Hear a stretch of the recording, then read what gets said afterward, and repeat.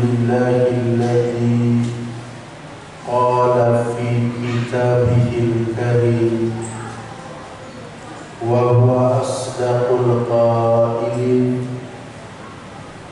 أعوذ بالله السميع العليم من الشيطان الرجيم شهر رمضان الذي أنزل فيه القرآن هدى للناس وبينات من الهدى والفرقان صلوات الله وسلامه على سيدنا وحبيبنا وشفيعنا ومولانا محمد صلى الله عليه وسلم الذي قال في بعض حديثه فضل كلام الله على سائر الكلام كفضل الله على سائر خلقه صدق الله العظيم وصدق رسوله النبي الكريم ونحن على ذلك من الشاهدين والشاكرين والحمد لله رب العالمين. Ketua DKM Masjid Al-Ukhuwah dan seluruh jajaran pengurus yang lainnya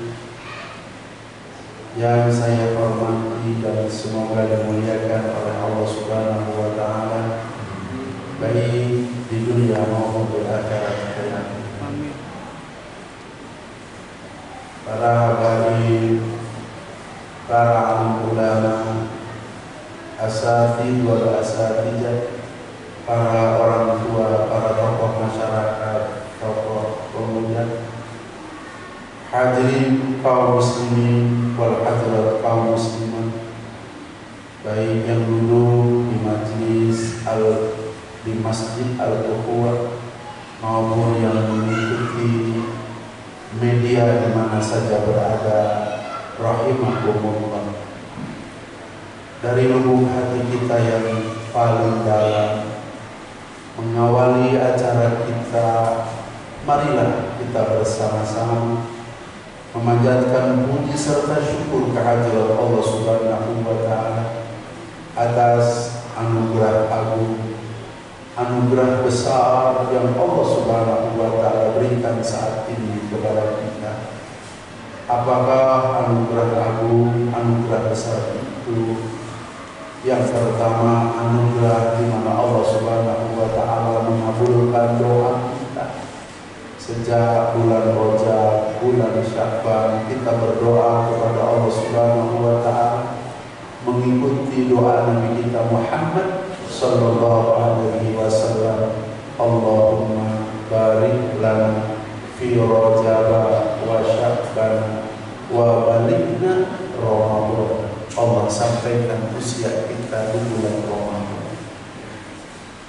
Setelah Allah Subhanahu wa taala sampaikan usia kita di bulan Ramadan, alhamdulillah khususnya bagi keluarga besar Masjid Jami' Al-Ukhuwah mengadakan kegiatan yang cukup sangat mulia, yaitu yang disebut dengan Qiyamul Ramadan, di mana sore hari ini Allah Subhanahu wa taala telah memudahkan kita untuk melangkahkan kedua belah kaki, melangkahkan kedua belah tangan, menghadapkan jiwa serta raga kita dari ujung rambut sampai dengan ujung kaki, berada di rumah Allah Subhanahu wa taala, tempat yang paling agung, tempat yang paling mulia, tempat yang paling dicintai oleh Allah Subhanahu wa taala.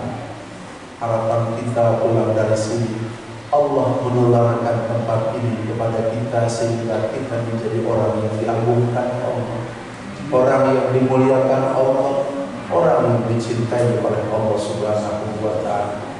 Bersyukur kepada Allah Subhanahu wa taala kumpulnya kita pada sore hari ini dalam rangka memperingati turunnya sesuatu yang sangat-sangat agung, sesuatu yang sangat-sangat mulia, yaitu peristiwa nuzulul Quran.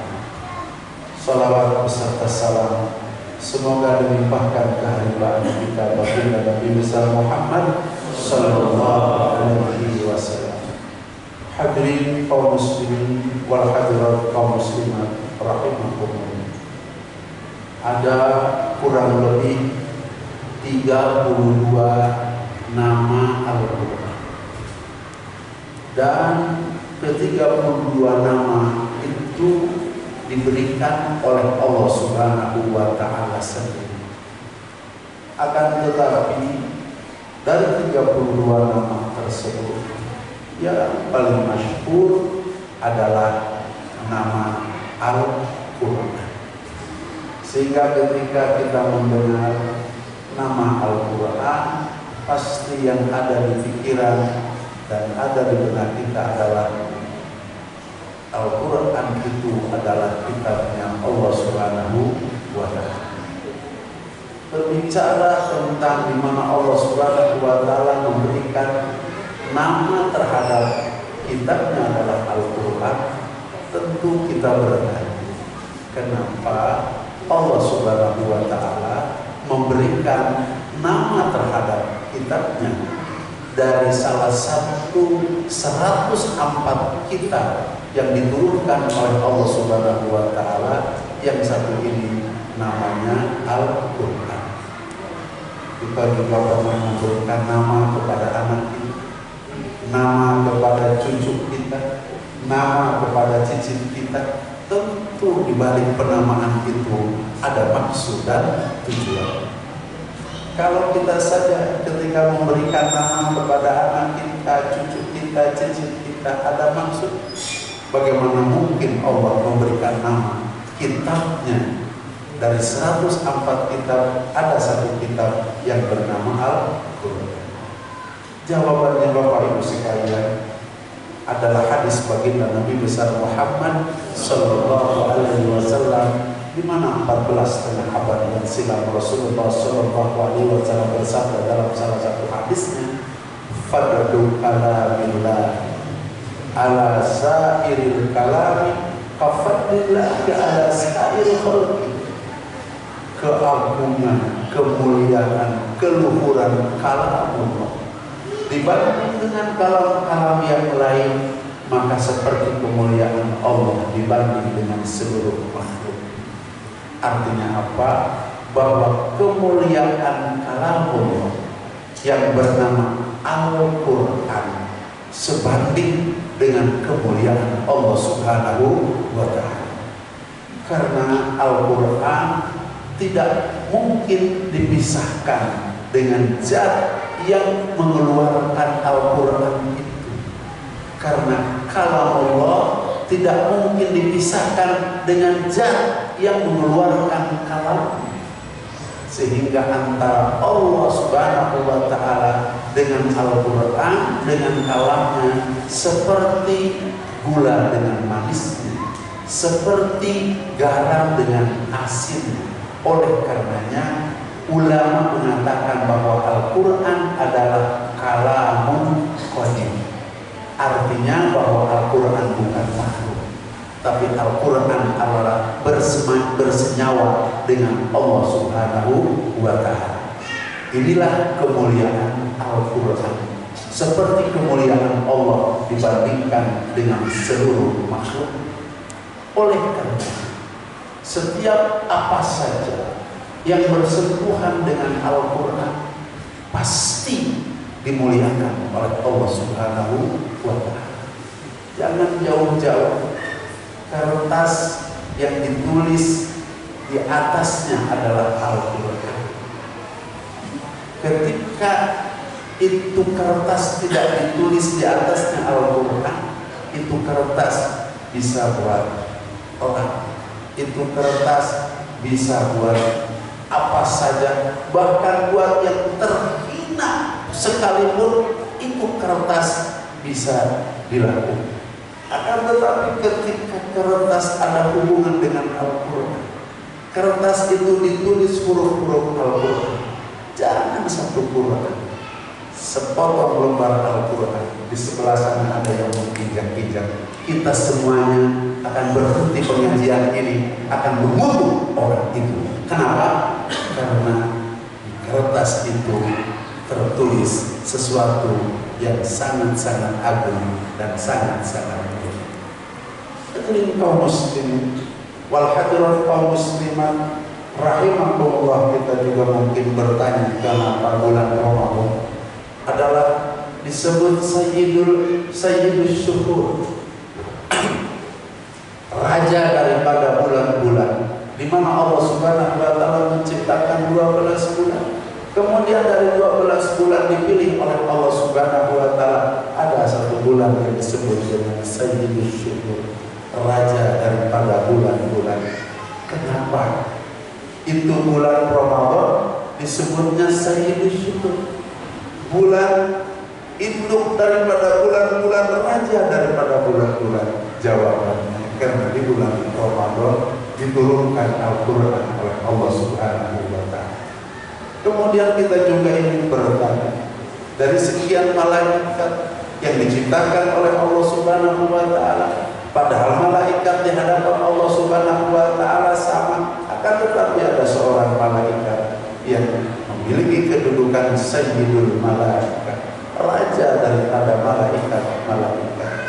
Pada Rasulullah Sallallahu Alaihi Wasallam ketika melihat para malaikat dinampakkan oleh Allah Subhanahu wa ta'ala di alam malaikat sama saja sejak diciptakan oleh Allah Subhanahu wa ta'ala. Mereka sujud di hadapan Allah Subhanahu wa ta'ala, mereka bertasbih, mereka bertahmid di hadapan Allah Subhanahu wa ta'ala. Jarak mereka tidak ada 4 jari. Tapi kenapa Allah Subhanahu wa ta'ala memilih ada salah seorang malaikat yang memiliki pangkat kedudukan sayyidul malaikat, yaitu malaikat Jibril alaihi salam.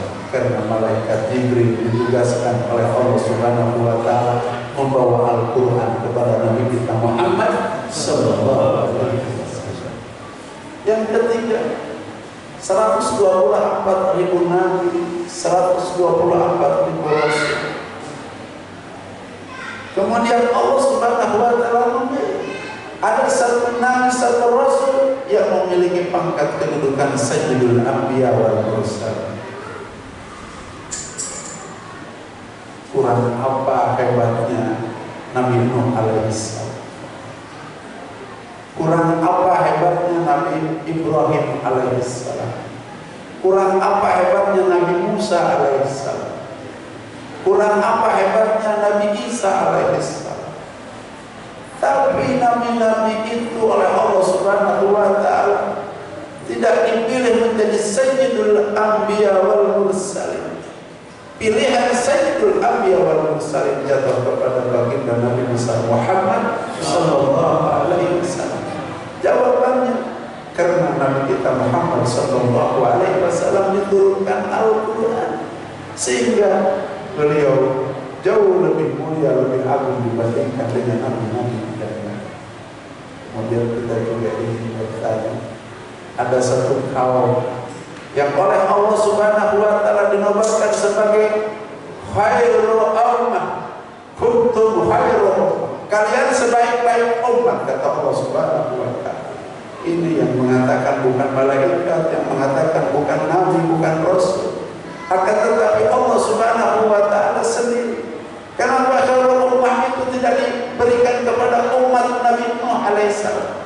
Kenapa khairul ummah itu tidak diberikan kepada umat Nabi Ibrahim alaihissalam? Kenapa khairul ummah itu tidak diberikan kepada umat Nabi Musa alaihissalam, Nabi Isa alaihissalam? Akan tetapi diberikan kepada umat baginda Nabi besar Muhammad sallallahu alaihi wasallam. Karena umat ini diberikan Al-Quran oleh Allah Subhanahu wa ta'ala. Andai kita bukan umat Nabi Muhammad SAW yang diberikan Al-Quran kepada kita, kita tidak diangkat oleh Allah Subhanahu wa ta'ala. Kuntum khaira ummah.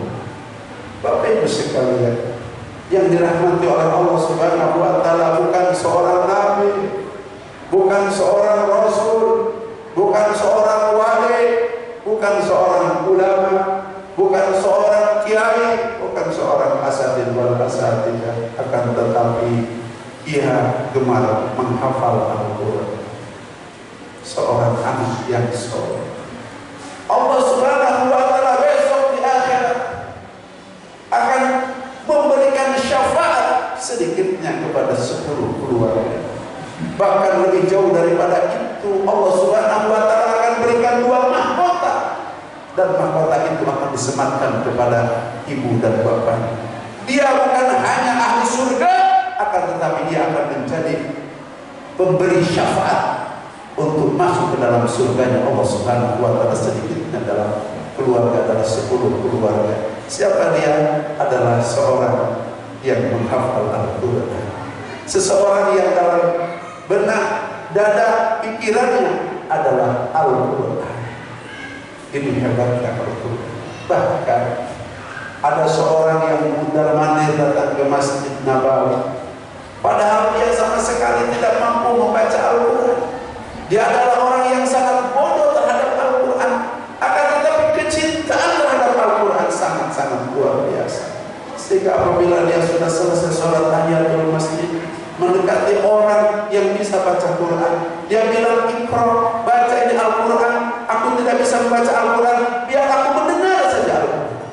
Maka ia setiap kali datang ke masjid, sholat tahiyatul masjid, cari orang yang bisa baca Al-Quran, kemudian dia dengan Al-Quran, dengan Al-Quran, dengan Al-Quran, dengan Al-Quran. Ketika ia mendengar Al-Quran, yang membaca itu sujud tilawat karena kebetulan ketemu dengan ayat yang harus bersujud, kemudian si wanita ini pun ikut sujud. Yang sujud tilawat sudah bangkit, ini belum sujud, ini belum bangkit daripada sujud. Ketika dibangunkan, dia meninggal dunia dalam sujud membaca Al-Quran, mendengar Al-Quran. Subhanallah, ini hebatnya Al-Quran. Hadirin kaum muslimin, berhadirat kaum muslimat yang dirahmati oleh Allah Subhanahu wa Ta'ala. Kemudian kenapa bahwa Allah Subhanahu wa Ta'ala memberikan nama terhadap Al-Quran ini adalah Al-Quran? Yuk kita lihat daripada ta'riful Quran. Ma huwa Al-Quran? Al-Quran huwa kalamullah al-munazzal ala sayyidina Muhammadin al-muta'abbadu bitilawatihi aw biqiraatihi. Apakah Al-Quran itu?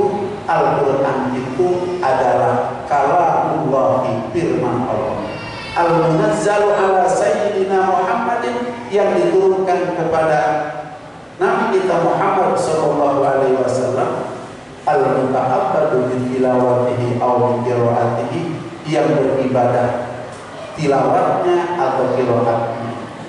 Hadirin kaum muslimin wal hadirat kaum muslimat, bahwa makna Al-Quran itu terbagi kepada 2 bagian. Yang pertama adalah lughatan, yang kedua adalah wastilah.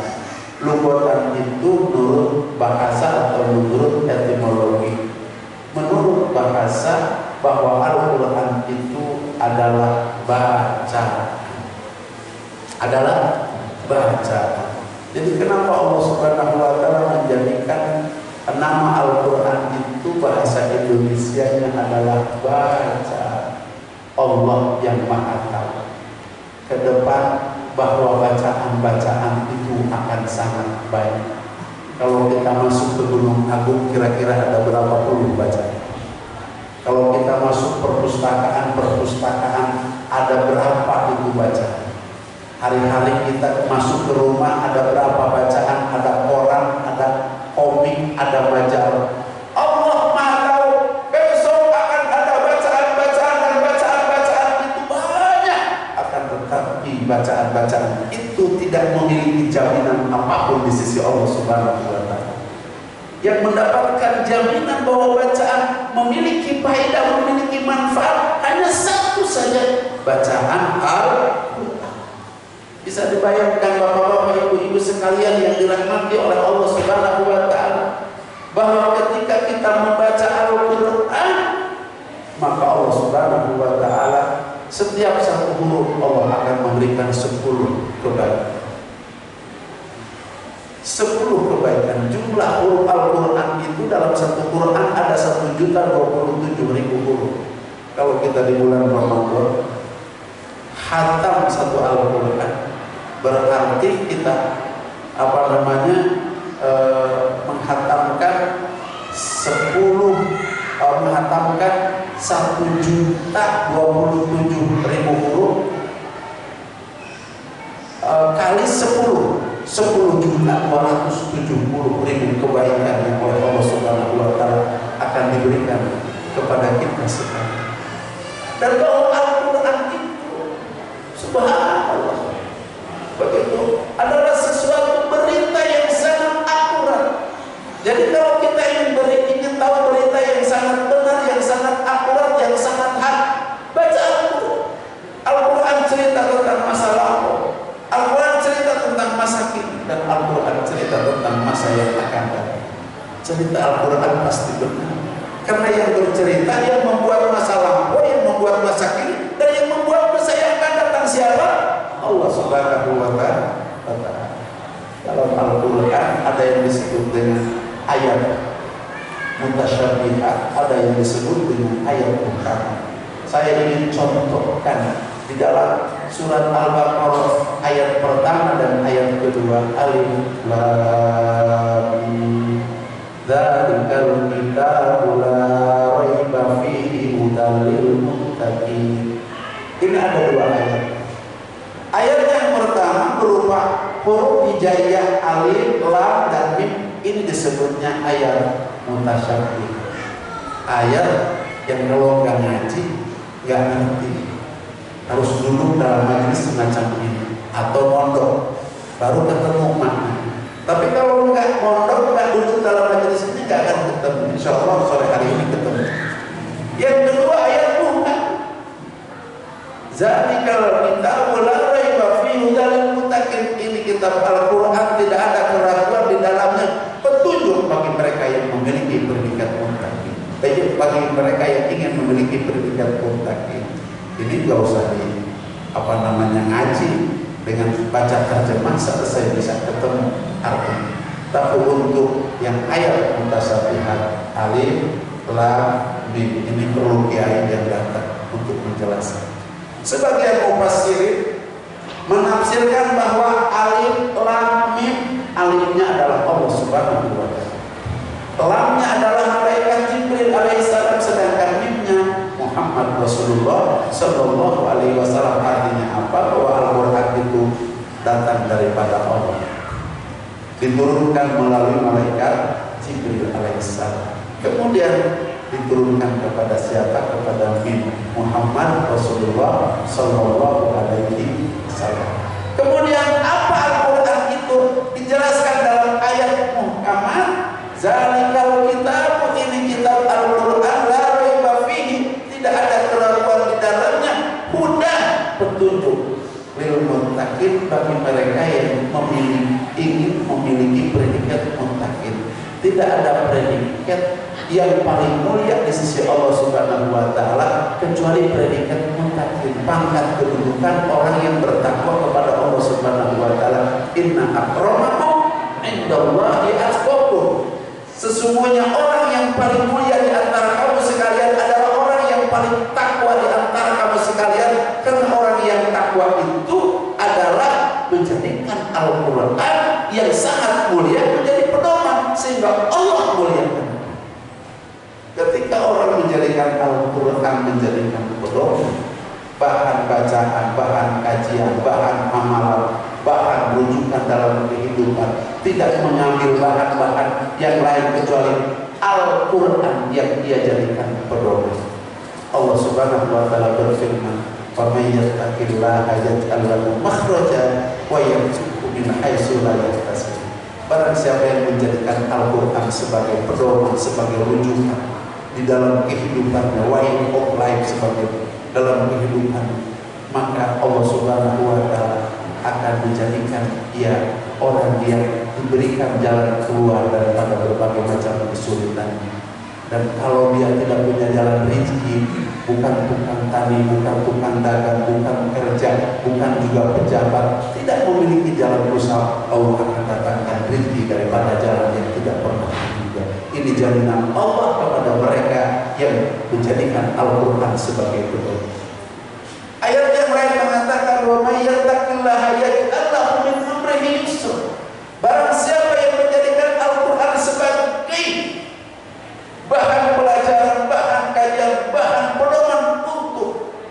dia di alam dunia, maka Allah akan jadikan dia segala kesusahan akan dimudahkan oleh Allah Subhanahu wa Ta'ala.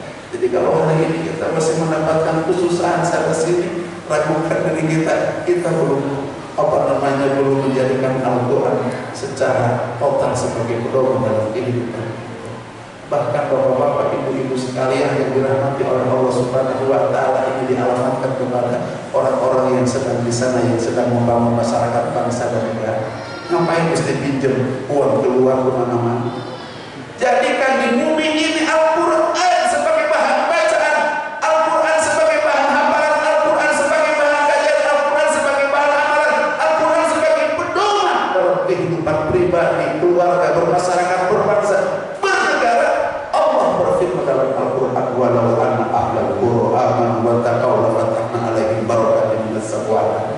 Manakala penduduk sebuah kampung, penduduk sebuah desa, penduduk sebuah kecamatan, kabupaten, kota, provinsi, negara bangkit, mereka menjadi orang yang beriman, bangkit mereka yang menjadi orang yang belajar Al-Quran, menghafal Al-Quran, mendalami Al-Quran, menjadikan Allah sebagai pedoman dalam kehidupan pribadi, keluarga, masyarakat, bangsa dan negara. Allah akan buka keberkahan yang datang dari langit, Allah akan buka keberkahan yang datang dari bumi. Gak usah pinjam kemana-mana. Siapa yang paling kaya? Allah Subhanahu wa Ta'ala. Ketika rujukannya adalah Al-Quran, rujukannya adalah Allah Subhanahu wa Ta'ala, kurang apa kekayaan Allah Subhanahu wa Ta'ala untuk membangun masyarakat bangsa sejahtera johir bagi di Indonesia. Bahkan Bapak Ibu sekalian, ketika kita mau pedomani Al-Quran, besok di hari kiamat, di hari di mana yang sangat dirisaukan oleh baginda Nabi besar Muhammad sallallahu alaihi wasallam, di mana malaikat Israfil alaihissalam meniupkan sangkakala yang pertama, gunung-gunung semuanya tercabut seperti kapas yang ditiupkan. Manusia-manusia berterbangan seperti anai-anai, karena paku-paku bumi ini sudah lepas semuanya. Kemudian langit pun runtuh, kemudian alam pun jatuh, air laut tumpah. Jangan manusia, binatang, malaikat pun mati pada saat itu. Kullu man 'alaiha fan. Semuanya adalah hancur berantakan. Ini alam oleh Allah Subhanahu wa Ta'ala, entah dipindahkan ke mana, entah dibuang ke mana, diganti oleh Allah Subhanahu wa Ta'ala dengan alam yang disebut dengan alam bahas, alam mahsyar, alam jajan. Yang kekal abadi hanya Allah Subhanahu wa Ta'ala. Setelah alam ini hancur, dibuat neraka oleh Allah Subhanahu wa Ta'ala sejauh mata memandang, dinyatakan Rasul SAW seperti lapangan perak. Lalu manusia semua dibangkitkan kembali oleh Allah Subhanahu wa Ta'ala. Setelah dibangkitkan kembali manusia, matahari di atas kepalanya hanya satu hasta saja, dan kita akan berjalan dalam perjalanan 50.000 tahun. Percaya atau tidak, kita akan berjalan 50.000 tahun. Akan tetapi mereka yang menjadikan Al-Quran sebagai pedoman, ketika dia hidup di alam dunia, Al-Quran dibaca, Al-Quran dihafalkan, Al-Quran dimaknai, Al-Quran diamalkan, Al-Quran betul-betul dijadikan pedoman dalam kehidupan pribadi, keluarga, bermasyarakat, berbangsa, bernegara oleh Allah Subhanahu wa Ta'ala. Tidak boleh kalian jalan 50.000 tahun. Tidak ada hal-hal untuk beli sedang, tidak ada payung yang bisa menolong kita. Akan tetapi mereka yang menjadikan Al-Quran sebagai pedoman dipanggil oleh Allah Subhanahu wa Ta'ala. Dijelaskan Allah dalam surat Az-Zumar, walladzina taqaw rabbahum ila jannati zumar hatta idza ja'uha wa futihat abwabuha wa qala lahum khazanatuha salamun alaikum tibtum fadkhuluha khalidin. Orang-orang yang menjadikan Al-Quran sebagai pedoman sehingga ia memiliki predikat muttaqin oleh Allah Subhanahu wa Ta'ala, dipanggil, digiring untuk masuk ke dalam surga Allah Subhanahu wa Ta'ala. Tidak panas kakinya berangkat berjalan 50.000 tahun, tidak panas kepalanya dibakar oleh panasnya matahari yang jaraknya hanya 1 hasta. Dan mudah-mudahan kita menjadi rombongan itu.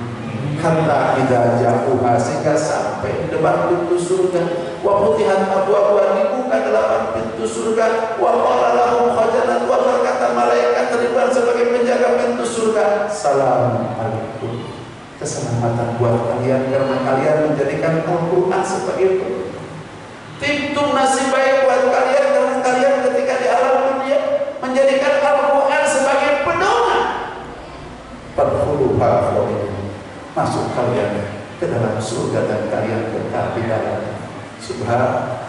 Mudah-mudahan berkat kita memperingati nuzulul Quran pada sore hari ini, Allah Subhanahu wa taala jadikan kita ahlul Quran. Ahlul Quran.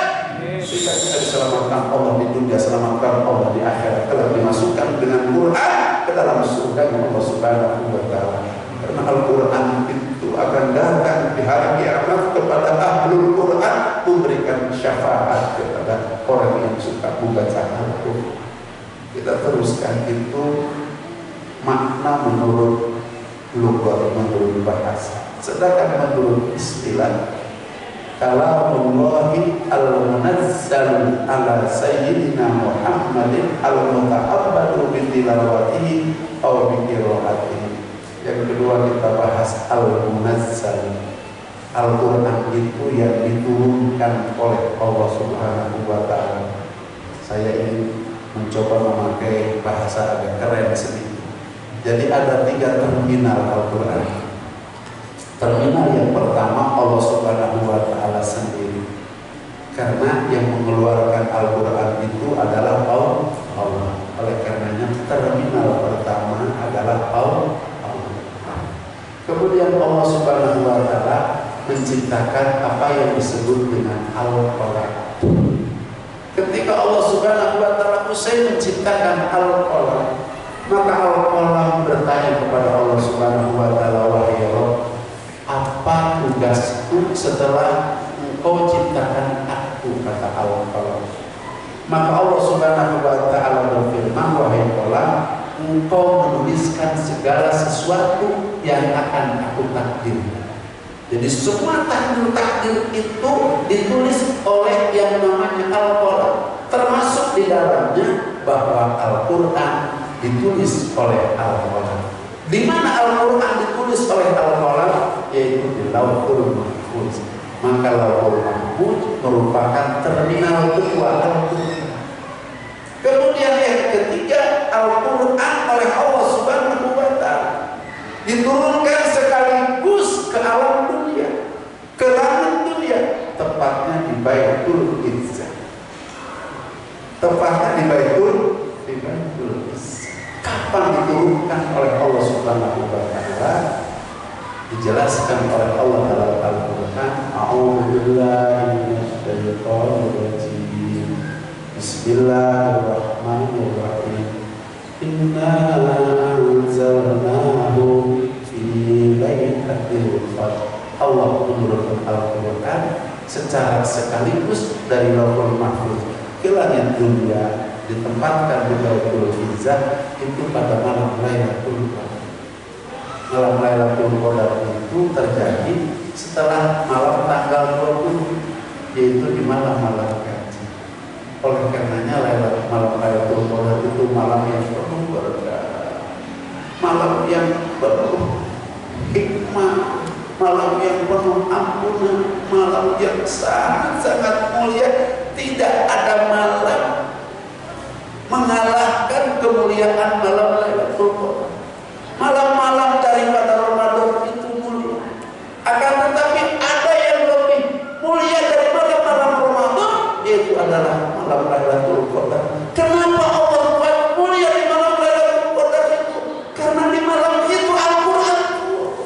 Saking mulianya malam itu, ketika kita bangun, kemudian kita menemukan Lailatul Qadar, Allah akan berikan pahala seolah-olah ibadah 83 tahun.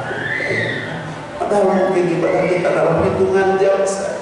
Karena pada malam hari itu ketika Lailatul Qadar turun, malaikat Jibril diperintahkan pada Allah Subhanahu wa taala untuk datang ke surga, mengambil bendera hijau dikibarkan di atas Ka'bah, bahwa malam hari itu tandanya Lailatul Qadar itu. Malaikat Jibril alaihissalam memiliki 600 sayap, 300 sayap sebelah kanan, 300 sayap sebelah kiri. Ada 2 sayap yang tidak pernah dibuka, khusus dibuka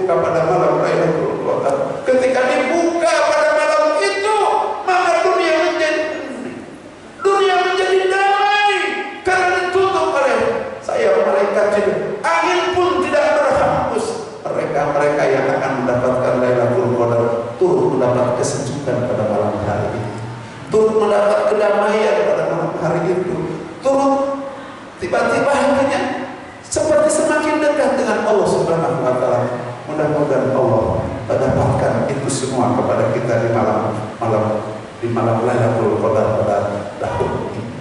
Kemudian malaikat diturunkan oleh Allah Subhanahu wa Ta'ala ke alam dunia.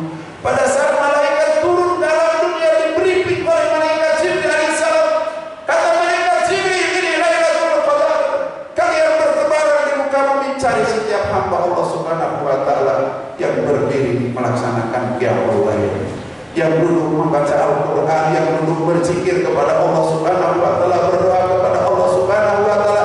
Datang kalian kepada mereka, kata malaikat Jibril, salam kalian kepada mereka, musafah kalian kepada mereka, dan berada kalian di belakang mereka, aminkan doa-doa mereka. Subhan, bisa dibayangkan malaikat datang kepada kita, bermusafah dengan kita, bersalaman dengan kita, kemudian dia berada di belakang kita, mengaminkan doa-doa kita. Subhan. Ketika para malaikat kembali kepada malaikat Jibril alaihissalam, bertanya kepada malaikat Jibril, apa yang Allah akan berikan kepada mereka? Kata malaikat Jibril, Allah Subhanahu wa Ta'ala telah memandang mereka, wa'afa anhum, dan Allah Subhanahu wa Ta'ala telah memberikan ampunan kepada mereka. Mudah-mudahan besok malam ganjil kita kumpul di sini. Yang lebih bagus seperti Rasulullah sejak tanggal malam 10 Ramadan, Rasulullah SAW sudah tidak menginjakkan kakinya ke tanah.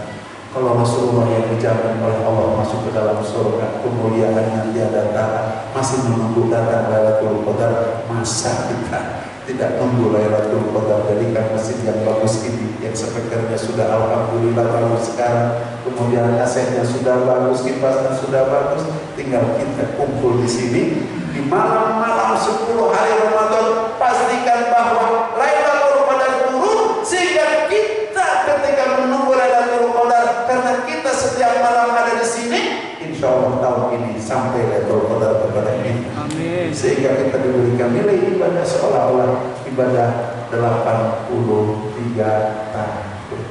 Mudah-mudahan Allah berikan itu semuanya kepada kita. Al-Munazzalu ala Sayyidina Muhammad. Al-Quran diturunkan kepada Nabi kita Muhammad Sallallahu Alaihi Wasallam. Yang pertama turun secara sekaligus dari Lauhul Mahfuz ke Baitul Izzah langit dunia. Yang kedua diturunkan dari Baitul Izzah melalui malaikat Jibril alaihissalam, dimulai pada tanggal malam 17 Ramadan, yang sekaligus itu berangsur-angsur diturunkan, yang memerlukan waktu 22 tahun, 2 bulan dan 22 hari oleh malaikat Jibril kepada Nabi kita Muhammad Sallallahu Alaihi Wasallam, yang diawali oleh surat Al-Alaq, Iqra bismi rabbikal ladzi khalaq, khalaqal insana min 'alaq, al-ayat sampai 19 ayat. Yang terakhir itu turun pada Haji Wada, al-yawma akmaltu lakum dinakum wa atmamtu alaikum ni'mati wa raditu lakumul Islam. Ini ayat yang terakhir turun. Jadi ayat yang pertama turun adalah Iqra, ayat yang terakhir turun adalah al-yawma akmaltu lakum, memerlukan waktu 22 tahun, 2 bulan dan 22 hari. Pada saat Haji Wada semua para sahabat bahagia, Allah telah sempurnakan Al-Quran turun 6.666 ayat, 114 surat, 30 juz. Berarti kita sudah punya konsep yang sempurna untuk hidup kita di dunia dan di akhirat. Bahagia semua. Tapi di pojok sana ada seorang nangis yang terisak-isak. Dan nangisnya bukan kepala basah, pipinya basah, jenggotnya. Sehingga di tengah-tengah kebahagiaan dia nangis. Orang bertanya, kemudian disamperin sama sebagian sahabat, "Limadha tabki?" Kenapa engkau menangis, engkau bersedih?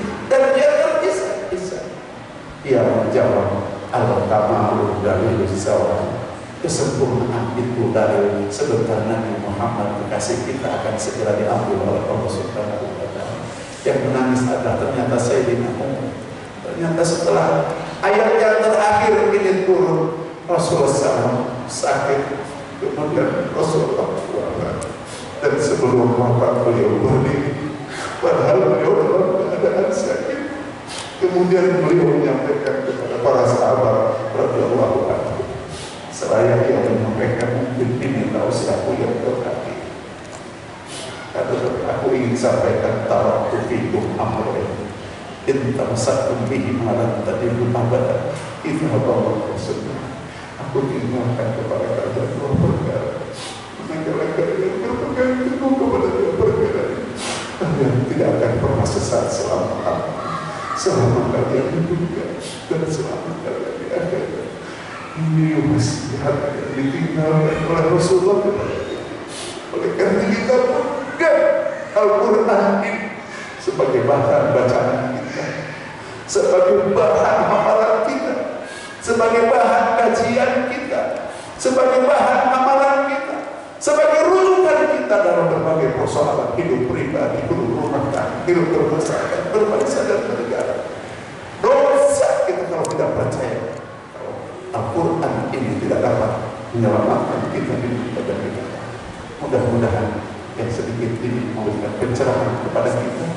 Saya daripada ceramah kita saat ini, kita menjadikan Al-Quran sebagai bahan bacaan kita, sebagai bahan hafalan kita, sebagai bahan kajian kita, sebagai bahan amalan kita, dan yang terakhir sebagai bahan dakwah kita. Karena ini metode yang diberikan Rasul kepada para ahli sunnah. Yang pertama, bagaimana para sahabat ahli sunnah dapat membaca dengan baik. Yang kedua, dapat menghafal Al-Quran dengan baik. Yang ketiga, dapat mengkaji, memaknai kandungan Al-Quran dengan baik. Yang keempat, mengamalkan Al-Quran dengan baik. Dan yang kelima adalah mendakwahkan Al-Quran dengan baik. Paling tidak kita dakwahkan kepada diri kita sehingga kita menjadi penghafal Al-Quran. Karena menghafal Al-Quran itu sangat-sangat mudah. Kalau tidak bisa di atas, di bawah. An-Nas dulu, Al-Falaq dulu, Al-Ikhlas dulu, baru sampai Al-Ikhlas. Padahal kita sedang menghafal Al-Quran, usia menjemput kita. Allah tidak melihat hasil, tapi Allah melihat kesungguhan. Allah akan kumpulkan kita dengan mereka-mereka yang sudah hafal Al-Quran. Subhanallah. Dakwahkan Al-Quran kepada anak-anak kita, kepada cucu-cucu cicit kita, sehingga anak kita, cucu cicit kita insya Allah menjadi hafid-hafid, menjadi hafidh-hafidh. Kita punya bekal di akhirat, karena kita tidak tahu apakah kita menjadi orang selamat atau tidak di akhirat. Ketika ada anak kita, ketika ada cucu kita, cicit kita, karena mereka mendakwahkan Al-Quran kepada keluarga kita, ada satu saja yang menjadi seorang hafid, selamat kita di akhirat. Diberikan mahkota oleh anak kita, dimasukkan kita ke dalam surga Allah Subhanahu wa Ta'ala. Hadallahu wa iyyakum ajmain wa nafarana fi jumlatil muwahhidin fi jannatin na'im. Aku lupa lihat astaghfiru innahu ghafurur rahim. Ya Allah, jadikan kami yang duduk dalam majlis ini ahlul Quran, ahlul Quran, ahlul Quran, ahlul Quran. Istiqomahkan kami belajar Al-Quran, belajar membaca, belajar menghafal, belajar mengkaji, belajar mengamalkan, belajar untuk mendakwah Al-Quran. Birahmatika wa ijika wa izika ya akramal akramin wa ya mutakassalim subhanahu wa izzati amma yasifun wa salamun ala mursalin walhamdulillahi rabbil alamin. Billahi taufiq wal hidayah. Wassalamualaikum warahmatullahi